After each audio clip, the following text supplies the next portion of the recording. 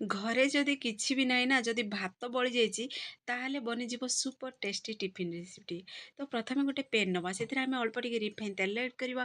ପୁଣି ସେଥିରେ ଜିରା ପିଆଜ ଏଡ଼୍ କରିବା, ଅଦା ରସୁଣ ପେଷ୍ଟ ଏଡ଼୍ କରିବା, ହଳଦୀ ଗୁଣ୍ଡ, ଲଙ୍କାଗୁଣ୍ଡ, ଗରମ ମସଲା ଏଡ଼୍ କରିଦେବା। ପୁଣି ସେଥିରେ ଦେବା ଛୋଟ ଛୋଟ ପିସେସ୍ରେ କଟିଂ ହେଇଥିବା ଟମାଟୋ। ପୁଣି ଅଳ୍ପ ଟିକେ ପାଣି ଦେବା, ଯେମିତି ମସଲା ଆମର ପୋଡ଼ି ନଯିବ। ଫ୍ରେଣ୍ଡସ୍, ଆପଣମାନେ ଯଦି ଭିଡ଼ିଓଟି ପସନ୍ଦ ଆସିବ ଚ୍ୟାନେଲକୁ ମୋର ସବସ୍କ୍ରାଇବ୍ କରିଦିଅନ୍ତୁ ଏମିତି ଇଜି ଇଜି ଭିଡ଼ିଓ ଦେଖିବା ପାଇଁ। ପୁଣି ଆମେ ମସଲା ଅନୁସାରେ ଦେବା, ସ୍ୱାଦ ଅନୁସାରେ ଲୁଣ।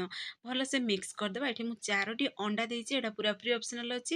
ବିନା ଅଣ୍ଡାରେ ବି ଆପଣମାନେ ବନେଇ ପାରିବେ। ତ ଭଲସେ ମିକ୍ସ କରି ଆମେ ଭୁଜିଆ ଟାଇପ୍ର ପ୍ରସ୍ତୁତ କରିଦେବା। ତ ଏଇ ପ୍ରୋସେସ୍ରେ ବନି ସାରିବା ପରେ ଆମେ ସେଇଥିରେ ଦେବା, ଭାତକୁ ଏଡ଼୍ କରିଦେବା।